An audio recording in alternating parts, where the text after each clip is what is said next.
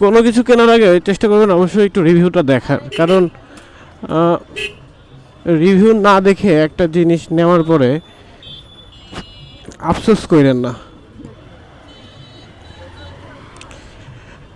বর্তমানে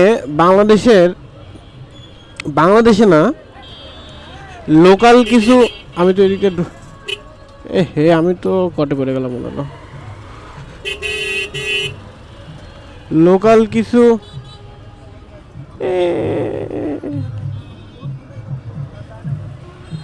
লোকাল কিছু রিভিউয়ার আছে যাদের রিভিউ দেখে মানুষ আরো বেশি হতাশ হচ্ছে। চেষ্টা করবেন ইন্টারন্যাশনাল লেভেলের যারা রিভিউয়ার আছে, যারা রিভিউ করে প্রোডাক্টগুলা, ইভেন বাংলাদেশেও আছে, তাদের রিভিউগুলো দেখে তারপরে একটা প্রোডাক্ট কিনবেন।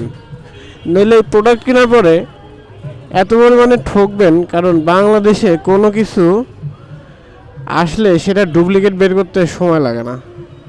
আমি একটা প্রোডাক্টের নাম বলবো না, আমার একটা প্রোডাক্ট খুব ভালো লাগছিল, আমি প্রথমবার নিছি অরিজিনাল পাইছি, পরের বার নিছি অরিজিনাল পাইছি, তারপরের বারে নিয়ে বাসায় আসার পরে দেখি যে টাটকা ডুপ্লিকেট।